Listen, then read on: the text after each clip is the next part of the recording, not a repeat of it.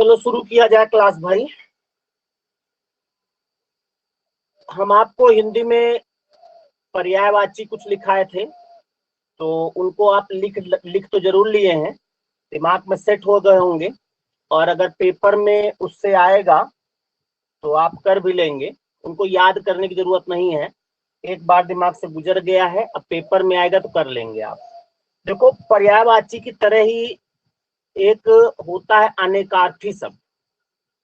पर्यायवाची तो होता है, उसके कौन कौन पर्यायवाची हैं, और अनेकार्थी में क्या होता है कि एक पर्यायवाची शब्द दे दिया जाएगा और पूछा जाएगा किसका किसका पर्यायवाची होता है। समझने का प्रयास करिएगा।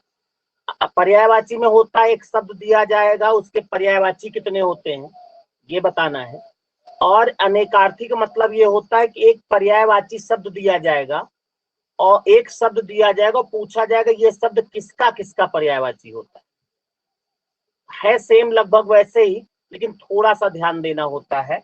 इससे सवाल कैसे आता है, एक बार पूछा गया था कि अनेकार्थी का मतलब होता है कोई शब्द होता है वो किसका किसका उसका उसका अर्थ क्या होता है। जैसे एक शब्द हम बता दें आपको, एक शब्द होता अब्ज।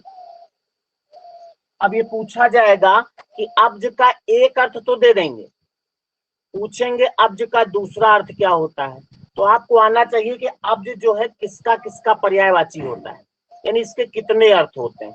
तो अब्ज का मतलब होता अप धन ज। एक अर्थ तो आपको आता है क्योंकि मैंने पर्यायवाची में लिखाया है। क्यों अब्ज किसी का पर्यायवाची लिखाया आपको, कोई बतावे?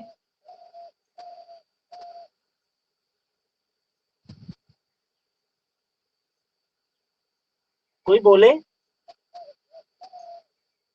नहीं लिखाया। अब जो मैंने लिखाया है अगर आप देखें तो कमल के पर्यायवाची में अप धन जा हमने बताया है, अब्ज लिखाया है कमल में, और अब्द लिखाया है बादल में। देखो कॉपी पलट के लिखा है कि नहीं, कमल में अब्ज लिखा है।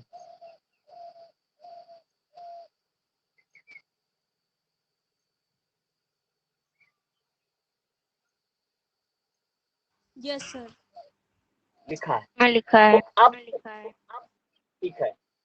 अब अब्ज माने एक तो दे देंगे कि अब्ज का एक अर्थ कमल होता है। पूछा जाएगा अब्ज का एक अर्थ कमल होता है तो अब्ज का दूसरा अर्थ क्या होता है, ऑप्शन में दे दिया जाएगा।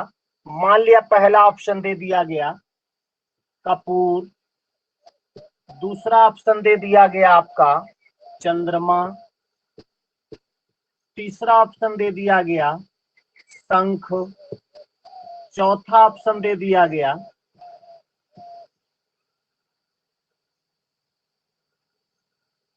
चौथा नहीं, बस तीन ही दिया है।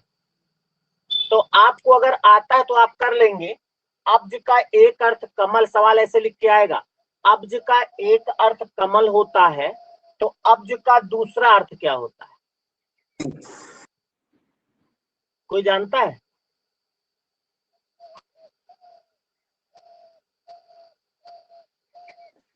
नहीं जानता। तो इसी को शंख होगा भैया शायद। शायद में आंसर नहीं होता है, बिल्कुल सही है जो भी है आपका। हम आपको भी केवल इतना बता रहे हैं कि अनेकार्थी शब्द से सवाल कैसे आएंगे। ऐसे सवाल आएंगे कि एक लिखा रहेगा अब्ज का एक अर्थ कमल होता है तो अब्ज का दूसरा अर्थ क्या होता है, मतलब एक और अर्थ क्या होगा। इस तरह ऑप्शन रहेंगे अलग अलग। तो आपको अगर आता है अब्ज किसको किसको कहते हैं तो आप ऐसे निकाल लेंगे। तो अब्ज माने होता है अप धन जा, यानी गंदगी में जिसका जन्म होता है। तो अब जो है कमल तो होता ही है, साथ में कपूर को भी अब्ज कहते हैं, चंद्रमा को भी अब्ज कहते हैं, शंख को भी कहते हैं। तो इसीलिए हमने एक ऑप्शन छोड़ दिया था। एक ऑप्शन इसमें होगा ये सभी, यानी अब्ज के ये अर्थ होते हैं। और अब्ज माने एक चीज और होता है, अब्ज जो होता है वो एक अरब देश जो होता है, अरब अरब की एक संख्या जो अरब जिसको बोलते हैं उसको अब्ज कहते हैं। तो इस तरह से आपको अनेकार्थी शब्द लिखने हैं कुछ, तो यहीं से शुरू कर देते हैं। हेडिंग डालेंगे आप अब्ज, ऊपर पहले हेडिंग डालो अनेकार्थी शब्द, सभी लोग हेडिंग डालो अनेकार्थी शब्द। पर्यायवाची से अलग है ये, उसमें उसी के पर्यायवाची बताने होते हैं, इसमें अब्ज किसका किसका पर्यायवाची है ये बताना होता है। अब्ज हेडिंग डाला, अब्ज में लिखो कमल डैश करके, लिखना उसी तरह जैसे पर्यायवाची आप लिखते थे, कमल, कपूर, चंद्रमा, शंख, कॉमा लगा के लिखते जाओ, शंख। और एक लिख लो इसमें कॉमा लगा के, अरब की संख्या, जो अरब की संख्या है उसको भी अब्ज कहते हैं।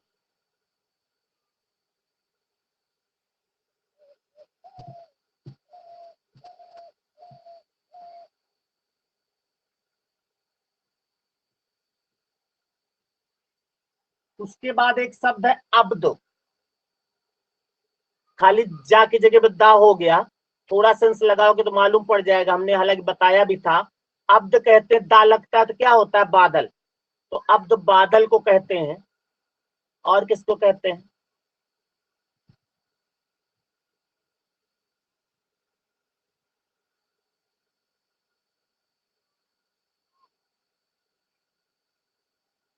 और किसी को नहीं कहते, कहते हैं।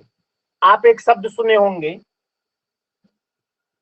शताब्दी, सुना है, तो इसमें सत, सत माने 100, और जो अब्द है, अब्द का मतलब होता है वर्ष, तो शताब्द या इसी शताब्दी बना है। तो अब्द का एक अर्थ तो आपको मिल गया था बादल, एक शब्द लिखेंगे, अभी बताए थे क्या, वर्ष।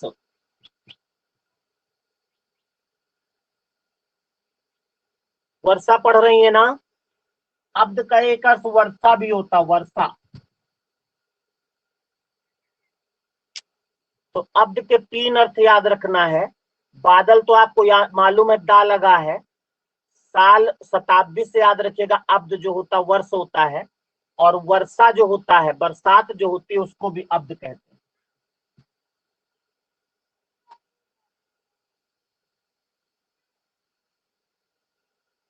इसी तरह एक शब्द है अंक।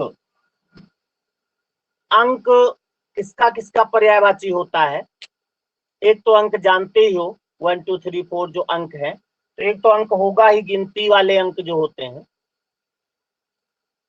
और अंक माने गोद भी होता है, गोद। एक वाक्यांश में एक शब्द पढ़ा होगा, गोद में सोने वाली स्त्री।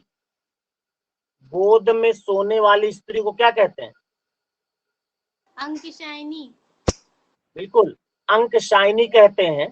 तो गोद में सोने वाली स्त्री यानी अंक में सोने वाली स्त्री, अंकशायनी। तो अंक माने एक तो संख्या हो गया, और एक होगा गोद।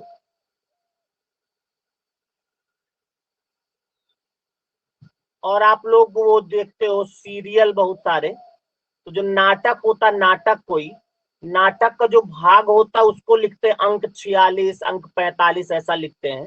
तो नाटक का एक भाग। अंक माने पहले आपने क्या लिखा, गिनती, और अंक माने गोद, और अंक माने नाटक का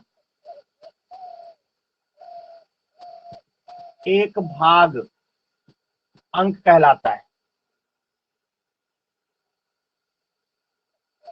और अंक माने होता है भाग्य, भाग्य का भी पर्यायवाची अंक होता है। चिन्ह को भी अंक कहते हैं, चिन्ह, अंकित बना इसी से चिन्हित करना। तो अंक के इतने शब्द अर्थ होंगे। अंक का एक अर्थ होगा गिनती, एक अर्थ होगा गोद, एक अर्थ होगा भाग्य, चिन्ह, और नाटक का एक भाग। और अंक माने गोद भी होता है।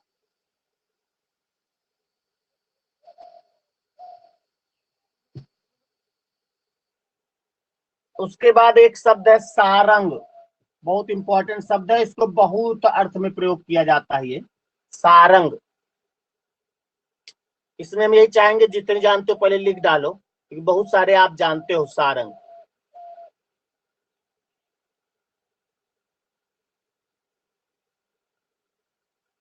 सारंग के जो अर्थ जानते हो लिख लो उनको।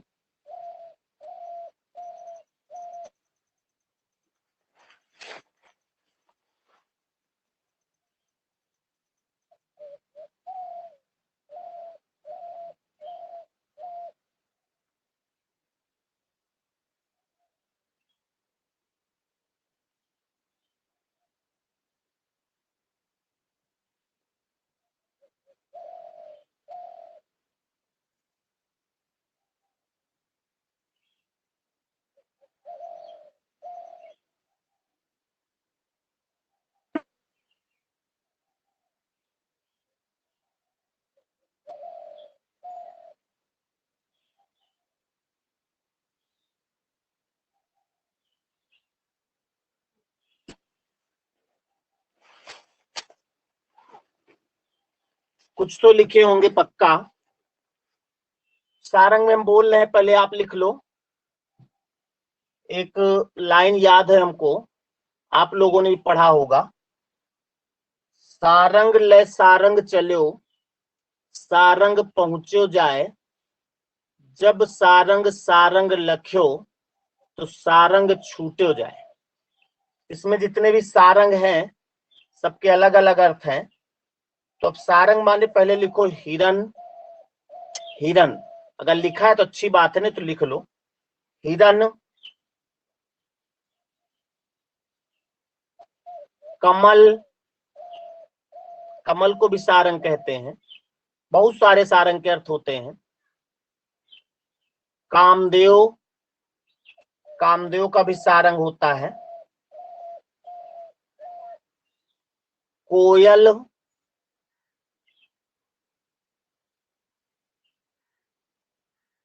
धनुष,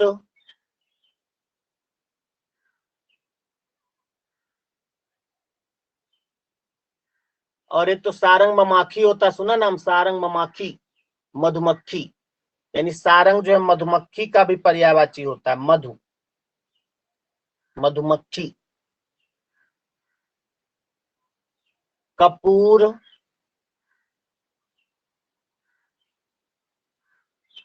भौरा,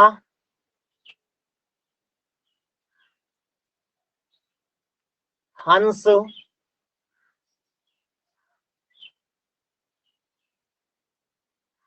शेर, हाथी, ये सब सारंग के अर्थ हैं। एक पक्षी होता पपीहा, पपीहा को भी सारंग कहा जाता है। शंख, मोर, MORE नहीं, मोर, माँ में ओ की मात्रा रा, मोर। पानी, सर्प, बादल, सब पानी के बाद क्या बोला? सर्प, सर्प सांप, बादल, जंगल,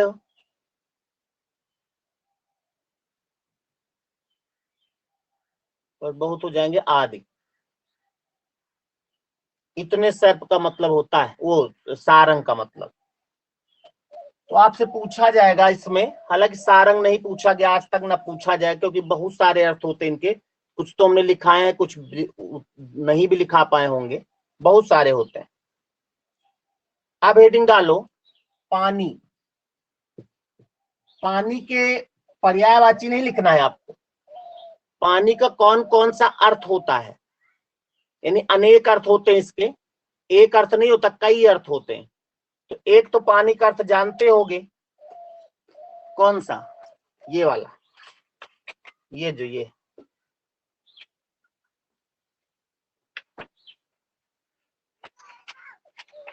और एक होता है पानी का अर्थ।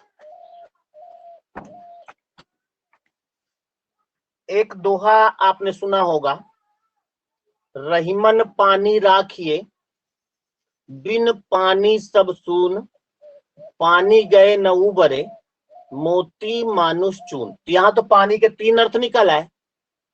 अनेकार्थी शब्द से पक्का जान लो, अगर कोई अनेकार्थी शब्द किसी लाइन में है तो उसमें श्लेष अलंकार होता है।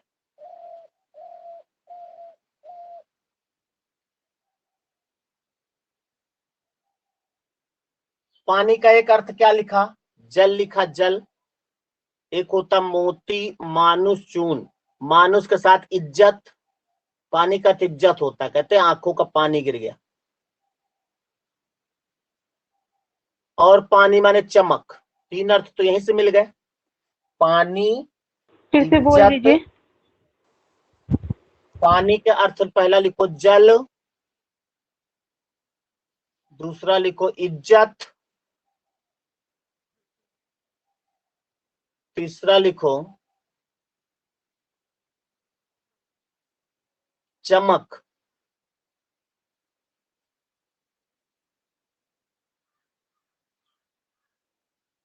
और एक पानी का अर्थ होता है जो शस्त्र होता, शस्त्र।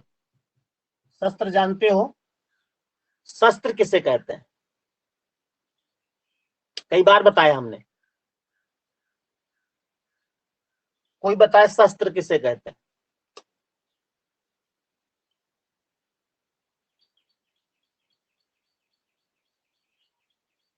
जो होती है इसमें शस्त्र जो चलाया जाता है उसे बोलते हैं। कैसे, किसको? जो सर तलवार वगैरह हाथ होती है पकड़ इसमें के वो मारा शस्त्र। जाता है शस्त्र, सर, हाथ में पकड़ कर मारने वाले। बिल्कुल बिल्कुल। एक होता अस्त्र, इसको हमने आपको याद कराया है, अस्त्र याद करिएगा, बाकी सब शस्त्र होते हैं। बिल्कुल। अस्त्र जो होता जिसे फेंक कर चलाया जाए, फेंक कर चलाया जाने वाला हथियार अस्त्र होता है, और बाकी सब जितने सब शस्त्र होते हैं। तो शस्त्र में तलवार है, जैसे आप बोला किसी ने, तो तलवार की जो धार होगी, धार जिसको कहते हैं, वो भी पानी कहलाता है। यानी आपको लिखना शस्त्र की धार। चाकू में धार होती है ना, तो कहते हैं इसका पानी खत्म हो गया, जब धार खत्म हो जाती है। तो शस्त्र की जो धार होती है वो भी पानी कहलाता है, शस्त्र की धार।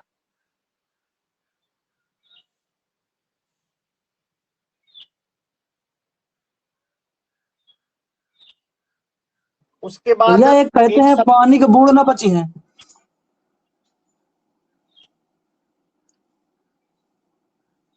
फिर से बोलो, क्या बोलो, नहीं समझ में आया। पानी के, कहते नहीं कि पानी के बूंद नहीं बचेगा है।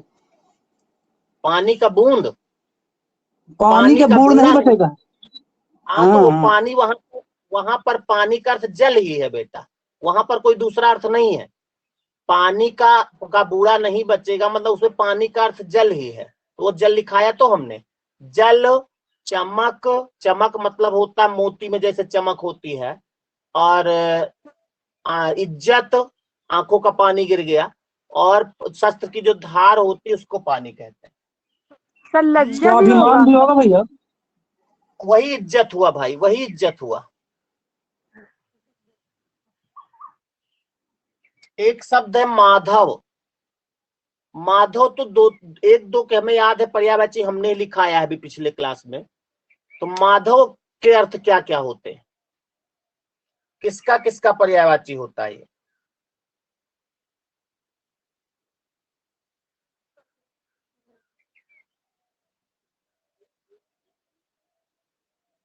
दो के हम लिखाए, हमें याद है। अच्छा, कॉपी पलटने लगे किसका किसका लिखा है? इतनी जल्दी नहीं मिलेगा क्योंकि बहुत सारे लिखा है आपने। श्री कृष्ण का पर्यायवाची हमें लिखाया माधव होता है, तो माधव मीन्स श्री कृष्ण भी होगा, और विष्णु का लिखाया है। ये दो माधव कहलाए हैं। और माधव जो बसंत ऋतु होती है उसको भी माधव कहते हैं, माधवा लिखा है बसंत ऋतु, बसंत ऋतु। और हिंदी के जो महीने होते हैं, हिंदी के महीने कहाँ शुरू होते हैं? चैत से। चैत, बैसाख, ज्येष्ठ, आषाढ़, सावन, भादव, क्वार, कार्तिक, अगहन, पूस, माघ, फागुन, इतने होते हैं। तो यहाँ पर जो बैसाख महीना होता है उसको भी माधव कहते हैं, बैसाख को भी माधव कहते हैं, बैसाख महीना।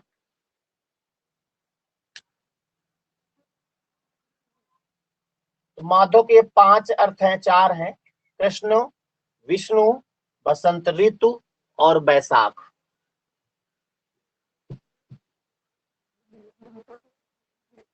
उसके बाद एक शब्द है अली। अली माने एक तो आप जानते होंगे पक्का,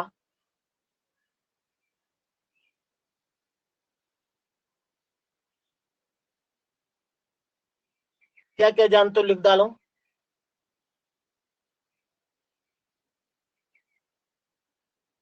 सर हाँ, सर ये माधव का मतलब क्या होता है कुछ?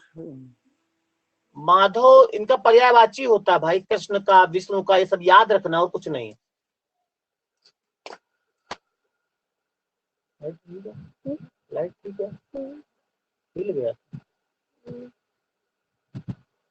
बहुत गोरे लग रहे हैं, पाउडर वाउडर लगा है? नहीं बाबू नहीं, बाद में लंच लंच का अली का अर्थ, अली माने भंवरा, तो आप जानते ही होंगे भौरा, और अली माने सखी भी होता है, सहेली, सखी को भी अली कहते हैं, सहेली को भी अली कहेंगे। और जो सेतु होता, सेतु, इसको भी अली कहा जाता, सेतु माने पुल। और अली जो कोयल को भी कहते, कोयल को।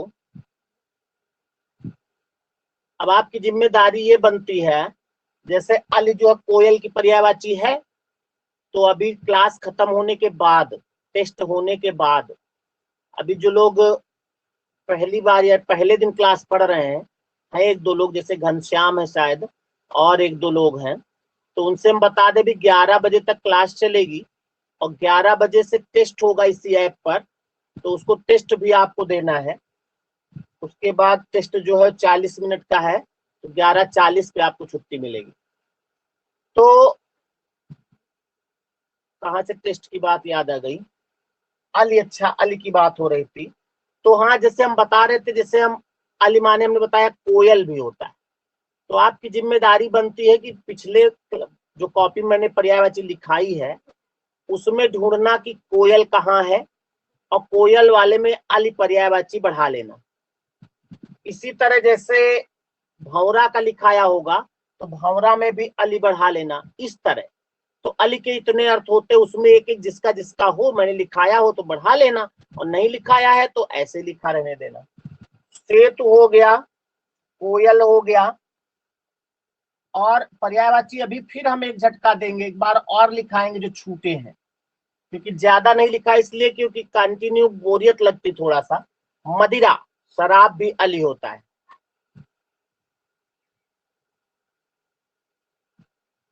कोयल को कहते, कोयल हो गया, कौवा को भी अली कहा जाता है, कौवा।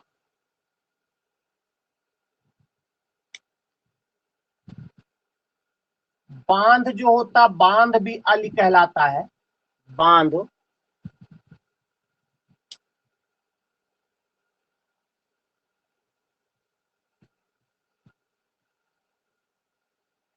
ये जानते हो क्या लिखा है?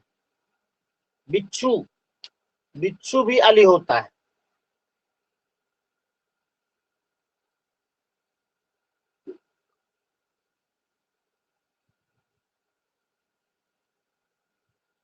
मिटा दे।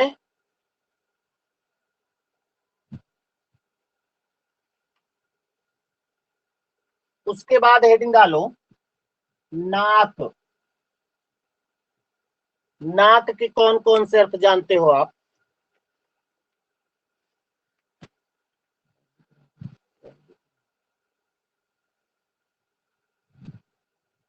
नाक के अर्थ लिखो।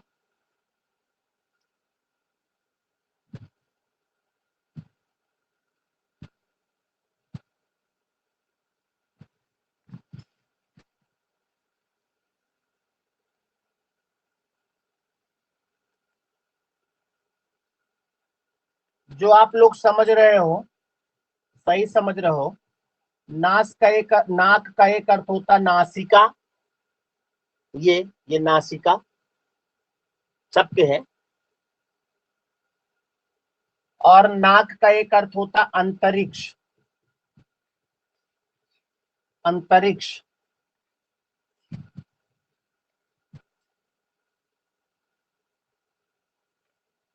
नाक जो है स्वर्ग का भी पर्यायवाची है, स्वर्ग।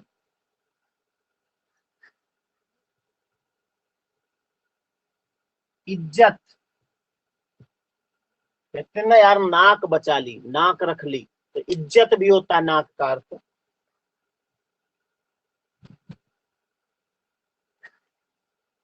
नाक का मतलब आकार भी होता है, आकार।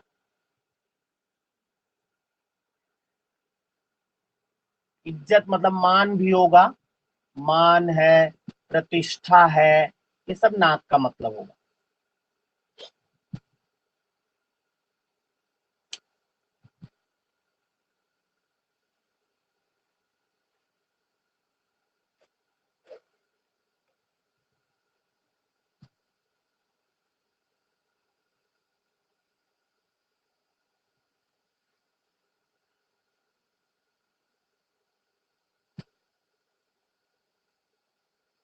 उसके बाद एक हेडिंग डालो, चारा।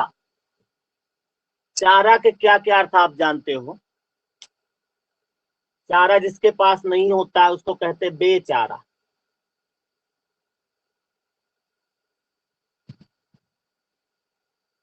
चारा एक तो जानते ही होगे आप लोग, पशुओं का भोजन चारा होता है।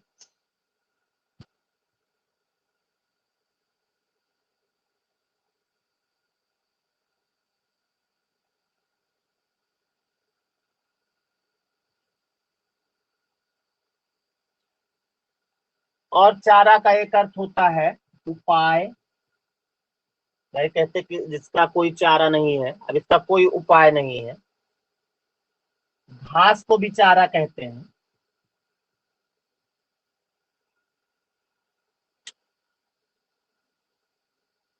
एक और चारा होता है, कोई जानता है? लालू वाला नहीं,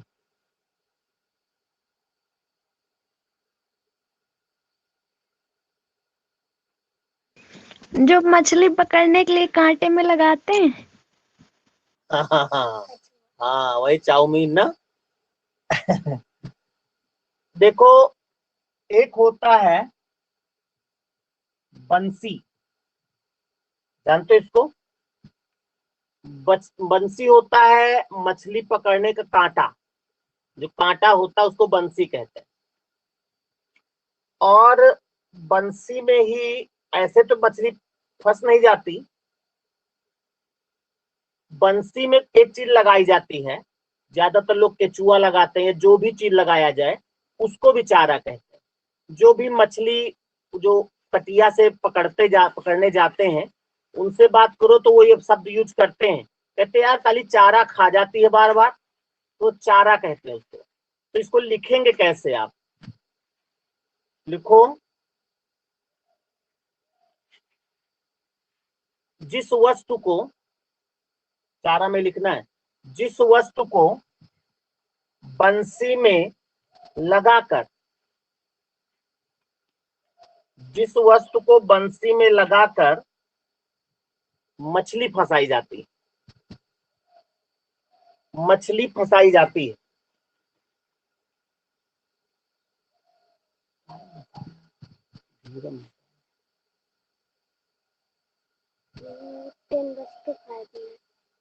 मछली फंसाई जाती है, उसको भी चारा कहते हैं। तो इतने चारा के अर्थ होते हैं।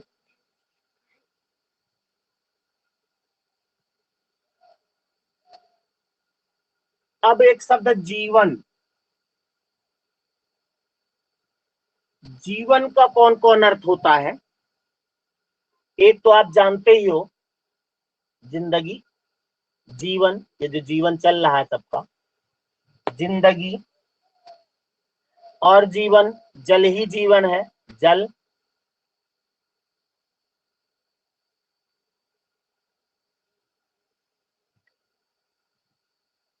और जीवन जो है, घी को जीवन कहते हैं, घी। जीवन तो है ही है भाई। आजकल घी जो है, शुद्ध घी की बात करें, आंख में लगाने के लिए नहीं मिलता है। वायु भी जीवन है, वायु, प्राण, वायु।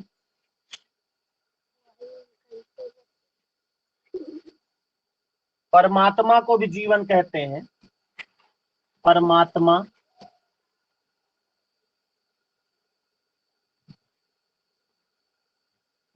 और पुत्र को भी कहा जाता है। हालांकि पुत्र जिसका जो जीवन है उसको कह सकते हो, जिसे लोग कहते हैं ना यही मेरी जिंदगी है, यही मेरी जिंदगी है, तो जो जिसकी जिंदगी है उसको भी जीवन, उसके रूप में भी आप तो पुत्र, कुछ लोगों का पुत्र होता है, कुछ लोगों की पुत्री होती है, जो भी जिसका जीवन हो उसको कह सकते हैं। फिलहाल ज्यादातर पुत्र ही माना गया है।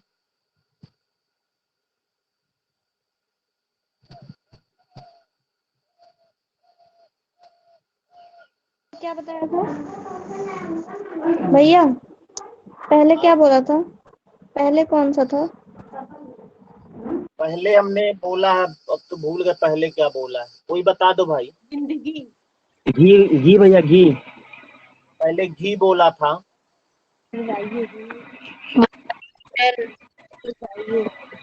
वायु। वायु बोला था, जल बोला था, जिंदगी बोला था, और पुत्र बोला है। परमात्मा। परमात्मा, हाँ बिल्कुल। अब एक है खग। खग माने आप पक्षी होता है तो जानते ही हो, लेकिन खग और किसका किसका अर्थ होता है? जो भी हवा में उड़ते हैं उनको कह सकते हो आप। हवा में क्या क्या उड़ता है भाई? एक तो हवा भी उड़ती है, खग उस सबको कहेंगे। एक तो पक्षी को कहेंगे, कहेंगे श्योर। और किसको किसको कहेंगे? पतंग। पतंग को एरोप्लेन। कह सकते हो। अच्छा, एरोप्लेन लिखेंगे इसमें? सर वो भी तो हवा में उड़ रही है ना। एरोप्लेन नहीं लिखेंगे बेटा, हवाई जहाज लिखेंगे। हाँ तो हवाई जहाज लिख सकते हैं, और एरोप्लेन अलग है थोड़ा बोलने का तो। नहीं, अलग नहीं है, बस पूरा अलग है भाई, वो इंग्लिश में है, ये हिंदी में है, बस और क्या अलग।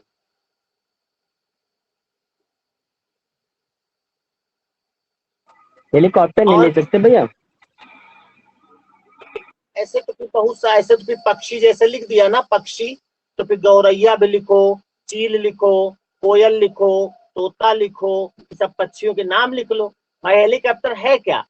हवाई जहाज का ही छोटा रूप है, और कुछ तो इसमें बहुत फिर हवाई जहाज के रूप लिख दे रहे। ऐसा नहीं, जब हवाई जहाज लिख लिया तो सब कुछ आ जाएगा उसी में।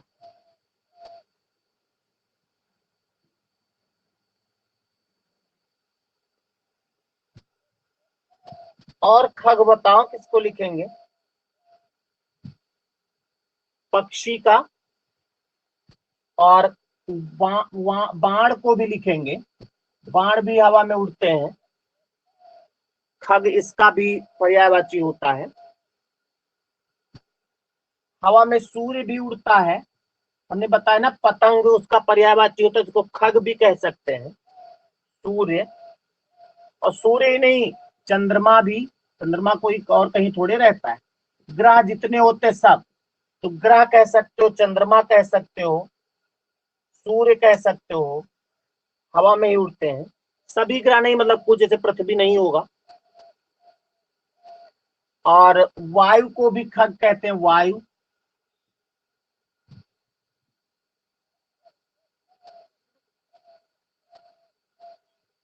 देवता भी तुमको लगता है हवा में उड़ते थे? तो देवता धुआं भी को तो भी कह उड़ेगा, सकते। धुआं। धुआं तो अलग चीज है बेटा, देवता भी हवा यार में उड़ते थे। तो यार देवता, ये भगवान वाले देवता? और कौन देवता, और कौन देवता होता?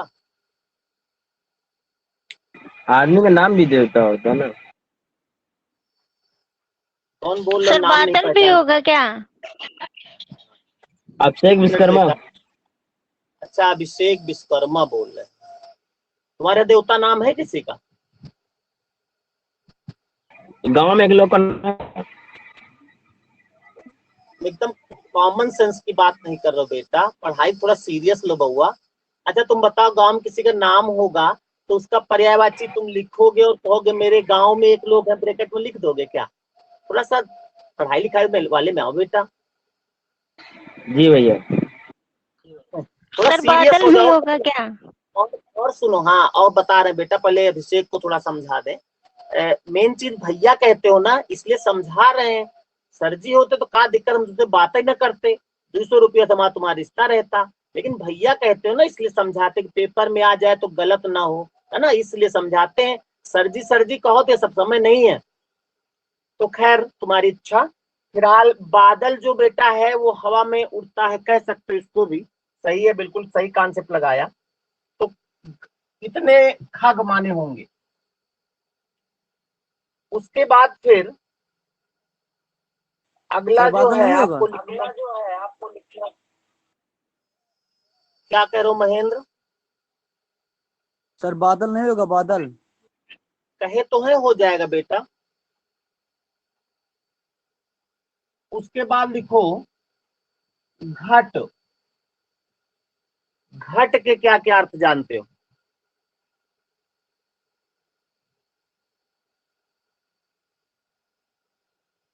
घट माने एक अर्थ तो सभी लोग जानते होंगे, घड़ा। घट होता है। और घट जो है शरीर को भी कहा गया है, शरीर। और एक घट से घटा बनाना, कम होना, तो घट माने कम भी होगा, कम। हृदय को भी घट कहा गया है।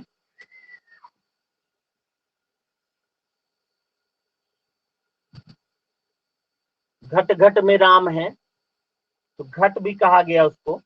और घट जो है वही घड़ा को जलपात्र भी कहते हैं, वही चीज है। कलश, कलश भी घट कहा जाता है।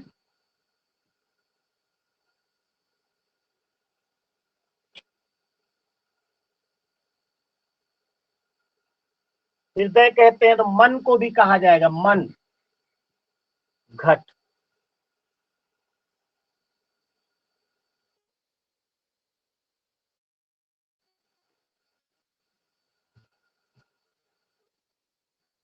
उसके बाद फिर घट से एक और उसी तरह शब्द है, घन।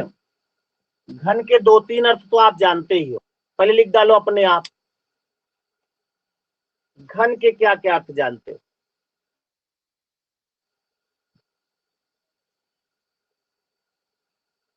कोई समय बतावे कितना हुआ?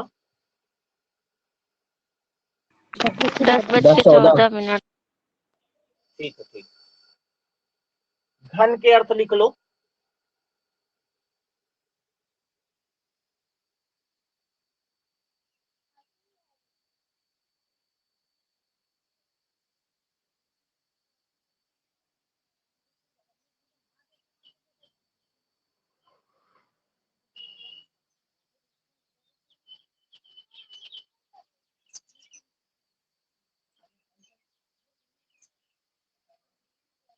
घन का एक अर्थ हथौड़ा होता है, सभी लोग जानते हैं।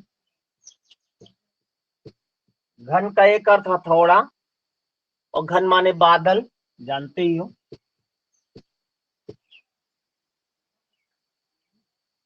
और घन माने समूह भी होता है, समूह।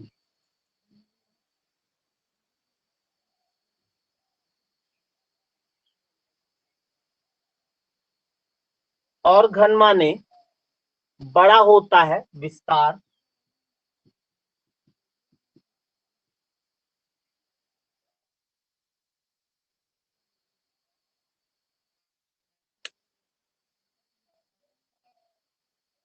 मेघ बादल का ही है, बस घन माने होता है। और वो घन भी, क्यूब भी आप जानते हो, भी होता है। तो इस तरह से कुछ मेन शब्द हमने लिखाए हैं, और भी कुछ मेन बच रहे हैं, उनको कल लिखा देंगे, यानी अगली क्लास में। रीजनिंग का टाइम हो रहा है, तो 2 मिनट रेस्ट करते हैं, उसके बाद रीजनिंग लेकर आ रहे हैं। अगर आप लोगों को कोई सवाल वाल पूछना हो तो इस बीच में तैयार कर लीजिएगा।